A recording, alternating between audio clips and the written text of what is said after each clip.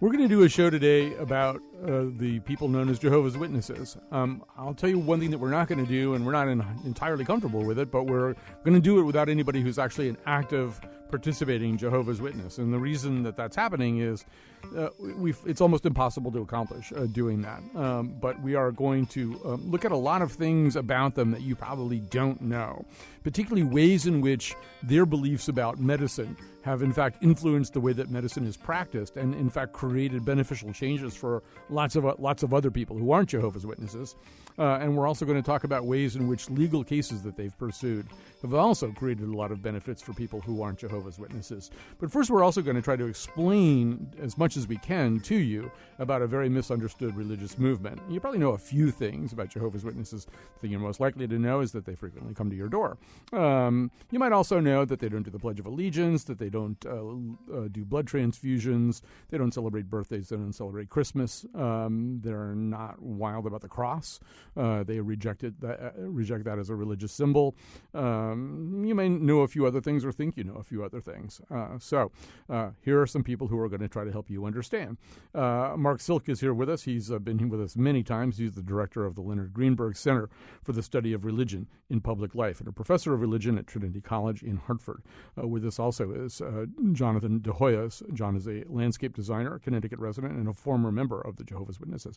I should say that there are various ways in which you can be a former member of the Jehovah's Witnesses, and sometimes people who leave with a lot of hostility. John, I think it's fair to say you're not one of those people. No, I definitely have a lot of love and respect and affection for a lot of the men and women that I associated with in the congregation in the past.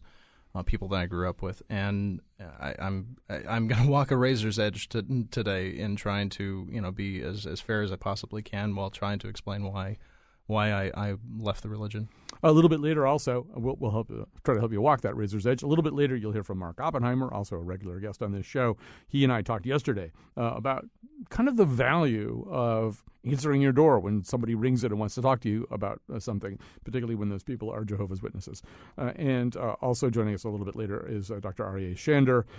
He's chief of anesthesiology and a specialist in the so-called bloodless surgical procedures at Englewood Hospital in New Jersey. It's one of the places where, in fact, in order to accommodate the beliefs of Jehovah's Witnesses, new surgical techniques were developed, only to have it turn out that those techniques have a much more widespread application.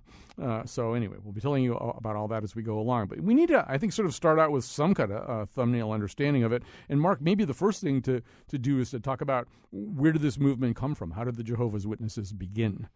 Well, they emerge. Nice to be here, Colin. Yes.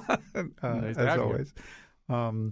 There's a guy named Charles Taze Russell who was, a kind of comes out of the, main evangelical Protestant tradition that kind of dominated American society in the 18th century. In the 1870s, he establishes something called the Watchtower Bible and Tract Society, which really uses the names of the famous American Bible Society and American Tract Society, which were all about publishing lots of materials, Bibles and tracts, which had religious teachings, and so this was a group that called themselves Bible scholars, and they were reading the Bible, as many American Protestants in the 19th century did. And when you start reading the Bible, you begin for yourself and selves. You can come up with an interesting collection of beliefs based on which passages, which parts of the Bible you decide to lift up, and which ones you may pay less attention to. And so the tradition really emerges in the 1870s and becomes an interesting part of the American religious scene. It is very much a tradition in the tradition of American apocalypticism, believing that the end times are near. And that's something that's going on in a wide spectrum of American Protestant groups. And And then I think some of the distinctive aspects of Jehovah's Witness sort of behavior, including tightness of organization and so on, come after the death of Russell, when the leader of the organization becomes his lawyer, actually, whose name was Judge Rutherford, who takes over and becomes an important, the important figure for some decades. I don't know if you want me to keep going here, but I think the overall sort of trajectory of the movement and one of the ways to think about it, I think sociologists do, is this a denomination? Is this a church? Is this a separate religious tradition? One of the I think a useful term for describing the Jehovah's Witnesses is an established sect. That is, they're not a denomination in the sense of one among many who consider themselves part of some fully larger family. I don't know, John, if you would go along with this, but you should disagree when you can. But I will. But I think the idea that that this is a group which has kept itself apart, in some ways hostile to the larger society, has kept it from becoming a sort of, quote unquote, normal denomination, mainstream, or mainstream. On the other hand, they are established. They're big. There are millions of Jehovah's Witnesses in the world, and they have a well-established set of beliefs, of practices, of an organization. They're rather, they don't like to go public except when they want to go public in proselytizing, and that's a critical part. And I'm sure John will talk about that. I think we should emphasize also that although, we're going to talk a little bit about why there isn't an active Jehovah's Witness on this show, because I think it's germane to what you're talking about right now. But it's not as though they're a completely cloistered kind of movement. Serena Williams, for example, I think certainly brought up a Jehovah's Witness, and I think she may still be practicing Jehovah's Witness. Obviously, Prince, a lot of publicity around the fact that at the time of his death, he'd been a Jehovah's Witness for more than a decade, I think. Dwight D. Eisenhower was born a Jehovah's Witness, brought up a Jehovah's Witness. I don't think he didn't stay in that movement. But so it's not as though, John, you're all living on a bucolic agrarian compound somewhere. No, of course not. And quick little interesting fact that, of course, Charles Taze Russell was the founder of the Watchtower Bible and Tract Society. And interestingly enough, he had an associate at the time. I believe his last name was Barber. I forget his first name, but at a certain point they had a philosophical difference. I believe it was over the ransom sacrifice or something like that. And Barber broke off and formed Seventh-day Adventist. Mm. So it's funny that Jehovah's Witnesses and Seventh-day Adventists are essentially cousins. But to Mark's point about how I think you used the term hostile. They were definitely aggressive in the early years. I mean, they were, when a householder would want to close the door, they'd put their foot in the door and say, "No, I'm not finished talking." Mm-hmm. So, and it's kind of looked back with a bit of a cringe and a twinge of nostalgia that they were rough back in the day, but no, we don't do that anymore. We're a little bit more politically correct when it comes to our preaching and ministry, and only looking for people that really want to listen. Yeah, but I think Mark's point was a little bit more, and maybe you can speak to this, that there are some religious movements that can coexist pretty easily with other religious movements and say, well, we believe some things in common, and we're probably more on the same page than not on the same page, blah, blah, blah, blah, blah. And my sense for the Jehovah's Witnesses is they really do feel as though they've got it right and everything else is implicitly kind of wrong. Yeah, absolutely. The witnesses are definitely they are not interested in having philosophical discussions. They are not interested in interfaith anything. They believe that they only have the truth, and they stick to that conviction. So when you try to engage a witness that has come to your door and try to explain, and have an interesting dialogue, they'll probably move along and just say, no, we're just really looking for people who are interested in learning what we have to say. Yeah, it's worth noting in certainly in the early days, The particular animus of the witnesses was against Roman Catholicism, and a sense that the entire religious world had somehow been turned wrong by Catholics, and that will turn out to be important in the legal discussion, since it takes place in a Catholic community in New Haven. I also want to just quickly say, because I already know I'm going to get some emails about the Seventh-day Adventists. I think it maybe the easy, because not everybody's going to agree with the way you just set that one up. So one thing I will say, and Mark I think would confirm it, is the latter half of the 19th century was this time of incredible foment and change and origination of religious movements in America. So you get the Mormons, you get Seventh-day Adventists, Christian Scientists, Jehovah's Witnesses, Millerites, Pentecostals. I'm probably skipping a few, and they kind of fall roughly in about a 50-60 year period in there. Just a lot of people doing things that are a little bit different, that represent breaks from other traditions. Yeah, no, I would push it back before the Civil War, where you get in what's called the Second Great Awakening, this efflorescence of American religious forms. The Mormons come out of that, and the Millerites, who become part of the Adventist past, expecting the end times in the 1840s, and then turn themselves into something more recognizably a denomination than the Jehovah's Witnesses have ever been. But it's perfectly true, and it makes America as interesting and a religious place as it is. John, probably worth talking a little bit about just what it's like to grow up in this religious movement. There are a lot of these very sort of obvious worldly differences that I mentioned at the beginning: birthdays, Christmas, pledging allegiance, and stuff like that.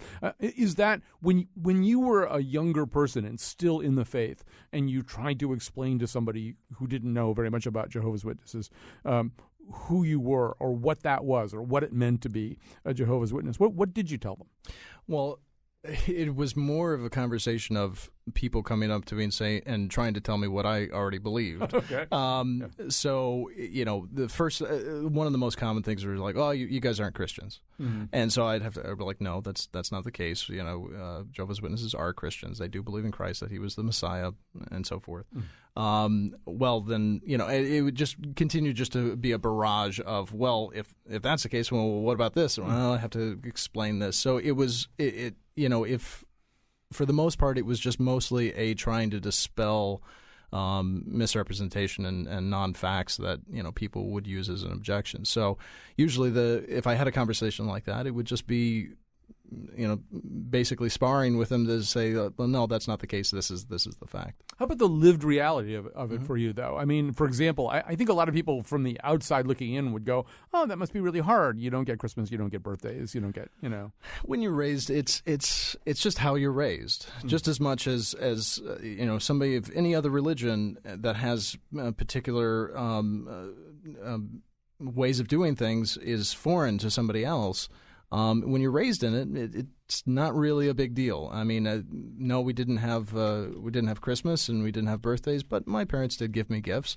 It wasn't like they were anti-gift giving, but they tried to explain as I was growing up, how or why we did certain things, and as best you can to a 6-year-old. And when they explained the birthday thing, how did they explain it to you? It's about giving honor to a person over honor to God. And then there's also the aspect of having to do with astrology and the zodiac and so forth, and your birthday being significant and so forth. So because of that aspect of birthdays, it was considered not a good thing for a good Christian to participate in. I want to talk a little bit towards the final segment too. I want to come back to some of your experiences growing up, and particularly this experience, what's called the farm. I want to hear about that. But I also want to talk a little bit, because it's unusual for us, and we were stressed about this, to be doing a show without somebody who's not actively a Jehovah's Witness. So, Mark, I'm going to start with you, and then move over to John. So most religions and I've been a former religion editor like Mark, somebody who's really covered religions. And so most religions, they have press operations, pretty large press operations. And it's not that the Jehovah's Witnesses don't, but it's sort of basically one guy that usually says no. And obviously they're in their news a lot these days because of Prince and because they're selling a huge amount of real estate in Brooklyn right now, probably ultimately at least $1 billion worth of real estate as they kind of relocate to somewhere else. So there's questions that they get asked a lot. But in general, they are surprisingly not interested in having conversations like the one we're having right now. Yeah, I think that's true. And you can certainly look and see, what one might say are comparable kinds of groups that have been out groups, but nonetheless will talk to you, like the Scientologists. I mean, you can call, they keep people who will talk to you, will try to bend your ear, will come on shows. I even, managed to do a story about, ordinary Scientologists once upon a time. But, I think it's quite distinctive, particularly because the witnesses have been prepared to go into court, to really stand up on their own behalf in the public square, but then they won't come and talk to you and on your own, on your turf. Well, they'll come and talk to you at your house, but they don't want to do this. And so, John, one of the things that we discovered was that so we were officially turned down by the headquarters in Brooklyn. And then, we started trying some other stuff, and Josh, our producer, went to Kingdom Hall for services and kind of tried to meet some people, and then we did a little social media stuff. And some people kind of approached us a little bit and then ultimately said no. Then they would just either disappear without warning after having expressed a little bit of interest. And as I was saying to you before we went on the air, I'm kind of impressed by that level of discipline. I don't mean that in a negative way at all, but usually you can find somebody who didn't get the memo, who doesn't know what the rule is, and they'll start talking to you. But there's a lot of, as you said, unity about this. There's a strong unity of message, unity of thought within the organization. And it, when I was speaking with Josh the other day in preparation for the show, I told him, I said, it does not surprise me at all that you were not able to find anybody that'd be willing to do the show. And the way I phrased it with Josh was that, over the years, especially, going back to the early years, witnesses were really persecuted in this country itself. Run out of town on a rail, tar and feathered. And so that, I don't want to say, the persecution complex, but just, they have an aversion to a situation where they're, and I don't say this in a negative sense, that they're not in control, that they can't control the message. Because, like I said before, they're not interested in having arguments. They're not interested in having debates. And that a situation like this in a studio where you're having just a conversation, as friendly and as neutral as you want it to be, they would just prefer to, like you say, have it on their own turf where they're approaching people. And I don't say that in a negative way at all. What he says, Mark, makes me think about a big difference, I think, between something that makes Jehovah's Witnesses pretty much unique, I think, is if you could think about some of the other nascent religious movements that we talked about, most of them have gone through periods of persecution. Certainly the Mormons went through tons of persecution. Joseph Smith was actually lynched or killed in Carthage, Illinois. And even the Quakers obviously knocked around a lot for their troubles earlier in American history. But ultimately, this has mostly been a story of assimilation, and assimilation to a point where they can function very well within society. You certainly, in 1860, it would have been hard for anybody to believe in America that there could be people named Romney who are Mormons who could run for president. I mean, two of them could actually run for president. I think Chris Shays grew up a Christian Scientist. I don't think anybody even knows that or cares about that. One of the things about the Jehovah's Witnesses that makes them a little bit different is because they have some very strong restrictions on what amount to be temporal behaviors, whether it's serving in the military, although that's not unique for them, or the Pledge of Allegiance, or some of the things that we're going to talk about in the second segment. It in some ways makes it probably a little bit harder for that normal process to happen. I think that's right. I mean, really, if you think about comparable religious groups in the world, and I don't, claim a huge amount of knowledge about that, but you think of sort of Muslim sects that have lived in, now being destroyed in Syria and whatnot, but who sort of kept to themselves, lived in particular places or spread out over particular areas with distinctive beliefs. There still are Samaritans. There are various people, who manage through some combination of message, discipline, and in marriage, in sort of endogamous practices and so on, to just keep their thing together. It's pretty rare in America, except for people like the Amish or certain Mennonite groups who live on farms or who basically establish that kind of community. The Jehovah's Witnesses don't really do that. I mean, that is, so far as I know, they don't live in the same immediate locale. Although I think it's interesting that, and you can explain better, John, than I, but my understanding is that the kingdom halls get set up when you get a congregation of a certain size, and then you have to split one off, and so these are more or less like parishes in the sense that they're geographically distributed, and so you get actually geographically contiguous groups of witnesses in often urban and suburban areas. Yeah, and rural as well. I mean, obviously the rural congregations are 30 to 60 people, and then the inner city congregations can be 150 to 200 people. Mm-hmm. Now, speaking of the ways that we are most likely to encounter Jehovah's Witnesses, we did talk to Mark Oppenheimer yesterday, as I said. He's got an interesting take on the tradition of door-to-door proselytizing. Mark has been on this show many times, writer of the Beliefs column for the New York Times, editor-at-large for Tablet, which is a web magazine about Judaism, and he actually wrote a piece about proselytizing for a magazine that we really like, an online magazine called either Eon or Aeon. We've never known how to pronounce it. Anyway, here's Mark yesterday. You've written an interesting piece about this whole notion of, look, the inflection point, the place where everybody kind of gets to know Jehovah's Witnesses, what little they know about Jehovah's Witnesses, does come with that ringing of the doorbell. And so you wrote a reflection about how you feel about that, and you don't feel about it as so many other people do, that it's an unwanted intrusion, that it represents maybe kind of the worst moment of their day. Look, I'm not going to say that I'm not sometimes, kicking back with my mochaccino and a crossword puzzle, and then the doorbell rings, and if I see it's the Jehovah's Witnesses, or in some cases the Mormons, that I don't say, oh gosh, I really want to continue struggling with the puzzle. I do. I'm human.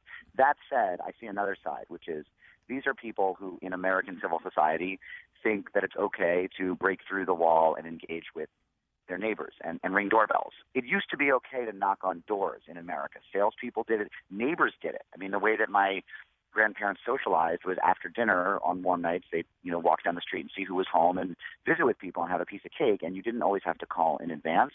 And today, people are so freaked out. Like, if they're not expecting someone and the doorbell rings, they think it's like either the Grim Reaper or, I don't know, they think they're going to end up a Scientologist. And I just think there's another side, which is, connecting with people by coming to where they live is actually a virtuous thing.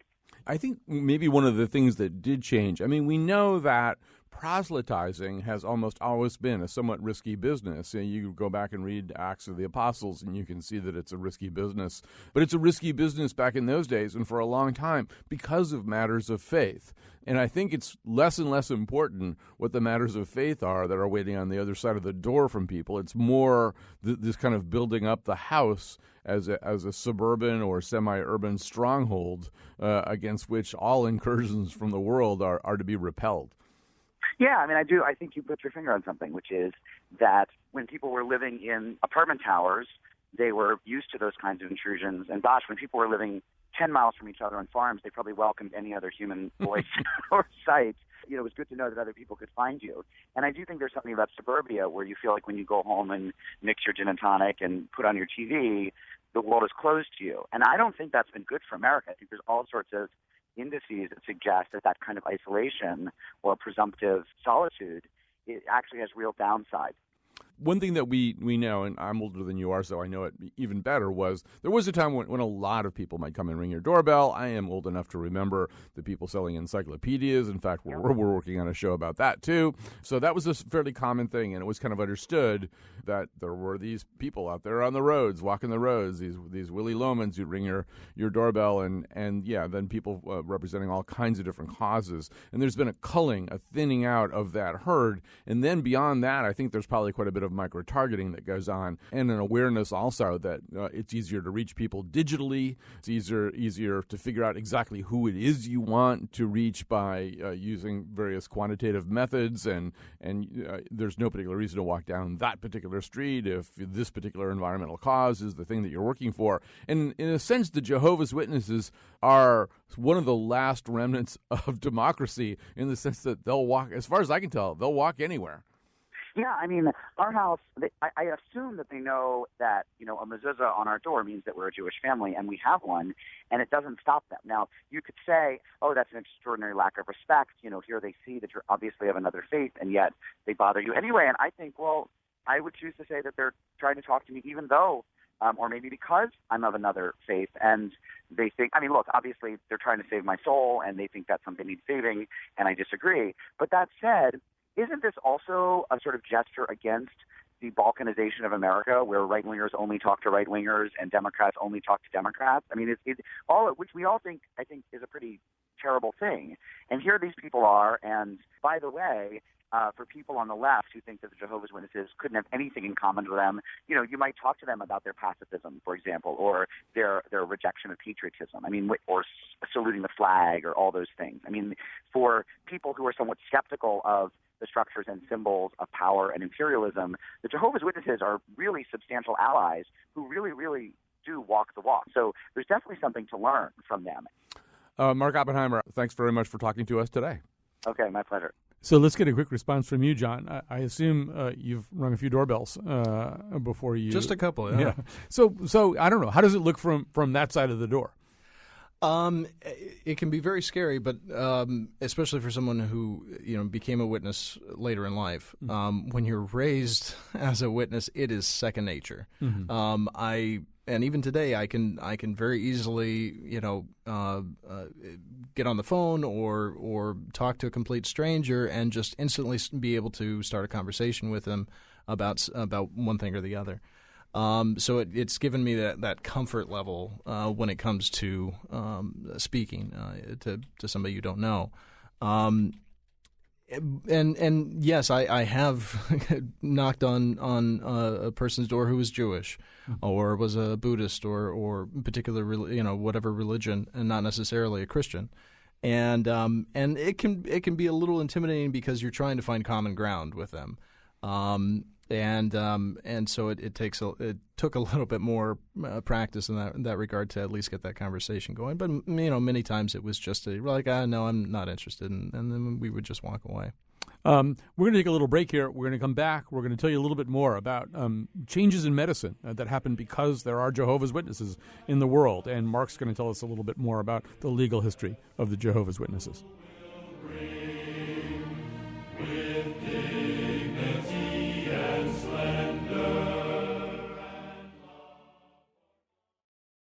What do you know about the Jehovah's Witnesses? I know they're very nice people who come to my door every now and then. I like to read the flyers they give out, but that's about it. One of the last ones they gave out was how to keep your pets safe over the summer and what foods not to give them. But then the last page was about God and pets having feelings and that sort of thing, souls, whatnot. The only thing I think I know is that they celebrate the Sabbath on Saturday. They gave me a pamphlet and I looked at some of their feelings and opinions, and LGBT rights is very important to me. They did not have a very keen view on it. I know that they don't believe in putting one day above another, that every day is a gift, and that's why they don't celebrate holidays. All right. Well, first of all, let me remind you who's here right now. Mark Silka, who's director of the Leonard Greenberg Center for the Study of Religion and Public Life at Trinity College, and Jonathan De Hoyos, landscape designer, Connecticut resident, and former member of the Jehovah's Witnesses. We're going to add one more voice to the conversation pretty soon. But, John, how did the people in the street do? Probably... a little misinformation there. The witnesses don't celebrate the Sabbath, so... And but otherwise everything was. Besides that, it was fine. We during the break we were just talking really quickly, and I was saying that first of all, I'm always fascinated when witnesses come to my door. I always do ask them. Because this is a movement which is predicated on a particular kind of reading of the Bible that focuses very much on the notion of the end of one period of history, what they call a time of tribulation, followed by Armageddon, followed by a millennial rule of Christ. And I always want to know, do they feel like they're living in that time right now? And Mark kind of asked you a similar question. Say when you were a Jehovah's Witness, that feeling doesn't go away. Oh, it does not. No, it is. I think I used the word omnipresent. It's that feeling that we are right on the edge of Armageddon. We're right there. It's just one more thing in the world that is going to happen, and it the world's going to go to hell in a handbasket, as the expression goes. But yeah, very much a sense of sitting and waiting for Armageddon to come, and it just being an ever present feeling. All right, we're going to have to really, we need like a second hour for this, for all the stuff we want to talk about. But we're going to speed through a few things that probably deserve a lot more time. We're going to talk to Dr. Aryeh Shander, Chief of Anesthesiology and Specialist in Bloodless Surgical Procedures at Englewood Hospital in New Jersey. First of all, welcome to this conversation. Thank you. And we've alluded to this already, but obviously because of the Jehovah's Witnesses' beliefs about transfusion, at a certain point it made sense to figure out whether there was some way to perform a lot of standard is probably the wrong word, but a lot of procedures, medical procedures that a Jehovah's Witness might need without transfusing them. And so, obviously this is a pretty complicated question, but maybe you could sort of give us a sense of what, in fact, medicine did figure out about this. So what was happening is that initially there was just individual physicians who were willing to take care of patients without resorting to blood transfusion and other manners, treating anemia differently and coagulation issues differently than with blood or blood products. It was only until the late 80s, early 90s when hospitals started to do that, looking at systems. And this is what we did at Englewood Hospital Medical Center, is we put everything together in terms of how we can prepare a patient going for surgery and then manage them without using any blood. And what we found was that not only we were able to do complex surgery with Jehovah's Witness patients, but that their outcomes were as good and in many instances better, both in terms of cost as well as of length of stay and complication, as compared to those patients who were treated with transfusion. So it's a putting together, I guess, systems that enable you to both prepare the patient as well as reduce the amount of blood loss and also manage the patient postoperatively without transfusion. And it can be done. And that's pretty significant because, donor blood comes with, obviously during the peak of the AIDS crisis, donor blood was full of risks and concerns. But donor blood, I would imagine, on any given day comes with a certain amount of risks in terms of immune reactions, infections, and stuff like that. So if you can do it without donor blood, in some ways, I suppose that might be preferable. Absolutely. And, the transfusion specialists say that the best transfusion or the safest transfusion is one you don't give. Mm-hmm. But at the same time, we have in hospitals, because blood became so common, and we always thought until the AIDS and hepatitis C epidemics that it was just all benefit, no risk, although we never defined the benefit well. We now recognize that there are other ways of treating conditions that in prior years we were treating with transfusion. And transfusion became a default treatment for hospitalized patients. And again, as thanks to the Jehovah's Witness community in many ways, they were not only instrumental but very helpful in terms of advancing the notion that there are other alternatives to these medical conditions that in the past required transfusion, and now we could do with other pharmaceuticals and other means. By the way, for people who want to know a lot more about this, there's a pretty terrific 3-part series in the New Yorker that you can get online that talks about this. But just very quickly, I mean, obviously we don't want you to go through the whole history or the whole technique of this, but this involves things that are done during surgery, but also ways in which the patient is handled and dealt with before surgery, even right down to like preoperative blood draws, like how much blood you take. Correct. And we notice that a lot of times we draw blood from patients who are hospitalized unnecessarily. And there's actually data showing that in Europe, for example, they did a study and they showed that in 1 year they collect from blood tests over 25 million liters of blood annually from patients. That's wasted blood. That blood can actually do a lot better remaining in your veins and arteries. So looking at selecting what tests actually needed to be done, and that we will change our management once we get the results, all that has woken us to really rethink how we can effectively administer healthcare. So at the end of the day, this term bloodless medicine and surgery, all it is just very good care. So I wish we had a lot more time for this. But, I mean, I guess one question I would have is, has it changed nationwide? In other words, I would imagine that if I were not a Jehovah's Witness, but I were at Englewood Hospital in New Jersey, maybe I'd run into some of this kind of thinking. But medicine overall is usually kind of slow to change. And even though the AMA has at one point listed transfusion as one of the most overused practices in medicine, I'm just assuming, in the average hospital in the United States, nobody's going to say to me, oh, by the way, we have this whole other way that we could do it where, we don't transfuse and we conserve your blood beforehand and blah, blah, blah. So we are definitely seeing growth in this area. So there are two elements. One of them is actual bloodless medicine and surgery, where patients for whom blood is not an option are treated in an organized fashion. We're seeing more of that. Duke, for example, has adopted it. I know that even the Mayo has gotten interest. So these are just large names, but I know that many small hospitals are now turning to service their community, including the Jehovah's Witnesses within that community. On the other side of the coin is we have seen a dramatic reduction in blood use in the United States to the point where blood centers are concerned in terms of the volume, but understand that it's the right thing to do because blood has been overused. So right now we're looking at somewhere between 25 and up to about 30% reduction over the last few years of blood use because, again, most of it was unnecessary and it was used as default. And as we gotten educated caring for patients for whom blood is not an option, that information has been disseminated to the rest of the medical community, and I think we are seeing change despite the fact that it's slow.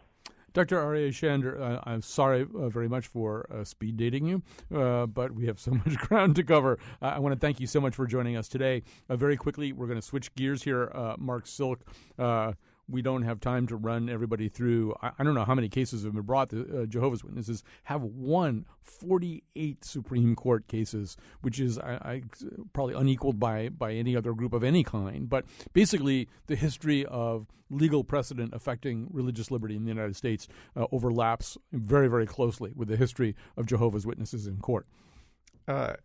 Totally. I'll only talk about 47 of them, but I think we ought to talk about just a few, including one they lost. The first one took place in Connecticut. It's called Cantwell versus Connecticut, and it does involve this kind of tough proselytizing with a bunch of Jehovah's Witnesses really angering a bunch of Catholics in a neighborhood in New Haven, and they're arrested and charged with violating an ordinance having to do with disturbing the peace. And they take the case all the way up to the Supreme Court. And the Supreme Court, for the first time in 1940, decides that actually the free exercise clause of the First Amendment, that is, the basic right to liberty in the Bill of Rights, to religious free exercise, applies to the states, and that the witnesses had a right to really annoy their Catholic neighbors in New Haven. A few months after that, there's the first of the Pledge of Allegiance cases, and this is the sort of other side of witnesses' sort of view of the state. where this is the Gobitis case, and where the case was brought to allow Jehovah's Witnesses children not to have to say the Pledge of Allegiance. And this was prior to 1954 when God was inserted into the Pledge of Allegiance. So it was simply a patriotic statement, but the witnesses didn't like it. And in a decision which was very vigorously criticized at the time, written by Justice Frankfurter, the court said no, they had to say the Pledge of Allegiance. 3 years later, in 1943, with a different array of judges, but still Frankfurter, the court reverses itself, said Gobitis was wrongly decided, and in 1943, in a case called Barnett versus West Virginia, says in some stirring language by Justice Jackson that, and in the midst of World War II, that no. What we're fighting for, what we stand for here in America, is the right of people not to be forced to say patriotic things that they don't want to say. And those decisions, the proselytizing one and the Pledge of Allegiance one, really set the standard for the rights revolution in religious liberty in America. In recent years, it's been other people who've been involved in bringing these cases, such as the Little Sisters of the Poor. But the Jehovah's Witnesses are absolutely critical in bringing these basic cases forward. All right, we're going to have to take a quick break. I can't believe what time it is. When we come back, talk to John a little bit more about his experiences.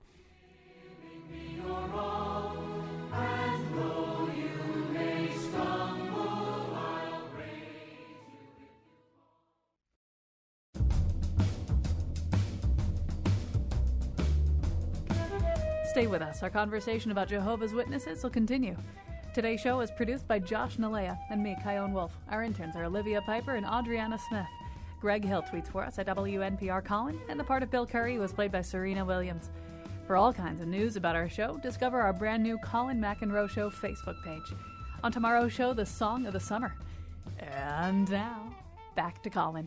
I also want to thank Leah Myers. She was out on the streets asking those questions about Jehovah's Witnesses, collecting that tape, and Olivia Piper assembled and edited that. And special thanks to Josh Nalea, who really worked very, very hard to try to get somebody from Jehovah's Witnesses on this show.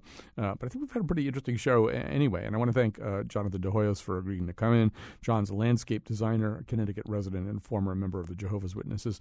Mark Silk is a director of the Leonard Greenberg Center for the Study of Religion and Public Life at Trinity College in Hartford. So, John, without wanting to pry into your life over much, why aren't you a Jehovah's Witness now?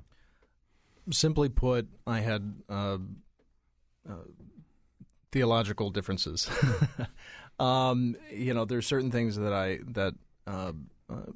was taught, and over the years, I simply do not agree with anymore. But certainly, the thing about Jehovah's Witnesses is that it is nothing that you can be nominal in. You can't be a nominal witness. You were either in or you are out, and you can't really disagree with church teachings. Of course, they wouldn't say church, but they'd say with the organization. Mm-hmm. I had a choice. And because of the fact, especially because of the fact that not only are you're associating and you're believing in something, but you also have to preach it. Mm-hmm. And so I was left with the choice of all right, do I continue preaching something that I don't necessarily agree with, which is all kinds of hypocritical in my viewpoint. And so I had to make a choice. And I eventually, it was a long process. It was a very painful process. But I did choose to walk away. And like I said at the beginning of the show, I don't hold ill will. I don't. I had the opportunity to really join a very vocal community of ex-witnesses who just are chomp at the bit at at getting an opportunity to slam the witnesses for whatever ill that they perceive to have been given, but I didn't want to do that, and yeah, that's it. So there's two terms that maybe we want to introduce here. One of them is disfellowship, which you did not experience, and disassociation, which you did. So disfellowship is not a situation where you decide you're going to leave the Jehovah's Witnesses. Right. It's when you do something that is irreconcilable. Right. It is a form of punishment. And some, disfellowshipping is an individual case. Everybody's a little different. Sometimes people are disfellowshipped and they are back in the congregation, back in the fold within 6 months. That's kind of the quickest turnaround. But some are out for many, many years. It really depends on the individual and the body of elders that works with that individual to either come back or stay out. So in my case, I basically, because I chose and because I walked away. There was no judicial action taken because technically I wasn't a threat to the congregation. Now, the fact that I'm on the show today may change that. But you haven't done anything about it. Well, who am I to say? But. Right. But could you still be disfellowshipped? In absentia, sure. Yeah. So basically, it's whether a person is disfellowshipped or not is dependent on whether they are a threat to the congregation. And one of the things I do not want to do is tear down another person's faith. Mm-hmm. So that's why I keep it pretty general and saying I had some theological differences, and I want to leave it at that. Mark, we could in the taxonomy of religion, we could sort of divide them up two different ways. There are religions that you can leave and seek an ecumenical experience someplace else with a minimal amount of stress and strain. And then there are religions where, in fact, once you're out of the religion, you are completely out of communion with everything that's right. And the Jehovah's Witnesses are, as much as anybody probably could be, the latter. I mean, once you're gone, you're gone. Yeah, I think that's so. I think the parallels with and comparisons with Mormonism are interesting in that regard. You do if you do something to really anger the Mormon authorities, the LDS Church will kick you out and take away your temple recommend and do the things that they do. I think many traditions have had the capacity to excommunicate in one way or another. Certainly, Catholics can do that. Jews used to do that. Spinoza was kicked out of his congregation in Amsterdam. We don't know exactly why that was, but I think most mainline Protestant people are happy. Groups these days are happy to have you in. We'll never kick you out. Oh yeah, and very hard to get kicked out of.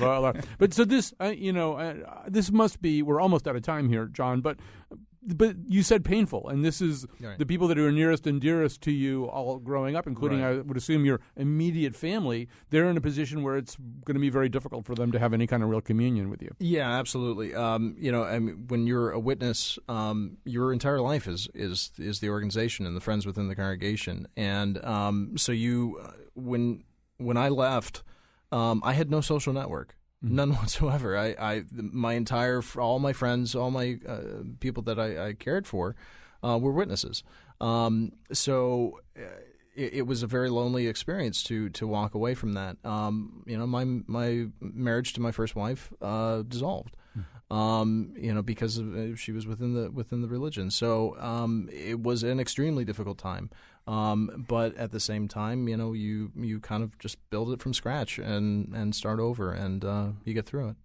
I wish I had time to ask more questions. I really do wish I had another hour. There's a ton of stuff to go into. I will say this, although the Jehovah's Witnesses were not possible to get on the show, they actually have a really good website, and the website will walk you through a lot of fairly complicated questions. So I know you guys were tweeting about divorce and LGBT stuff, and we didn't have time to get into a lot of that kind of stuff, but there are a lot of, I think, pretty good answers, especially doctrinally or theologically, some pretty good answers on the Jehovah's Witnesses website. So if you want to know more about specifically what they believe, I think it's a pretty good place to go. The Wikipedia article, by contrast, is not good. I think it's whoever's working on the Wikipedia article is probably not Jehovah's Witnesses, and it's got some stuff that's way out of date. But obviously, indulge your further curiosity. I'm sorry for anything that we didn't have time to get to today. I do want to thank Jonathan De Hoyos. I know maybe not the easiest thing in the world to do to come on a show like this, and Mark Silk, who's director of the Leonard Greenberg Center for the Study of Religion and Public Life. professor of religion at Trinity College in Hartford. Josh Nalea, thanks so much for working on this show. It was a tough lift, but I think it was worth it. All right, we'll be back tomorrow with our Song of the Summer show, which makes everybody mad at us who doesn't get mad at us from the show.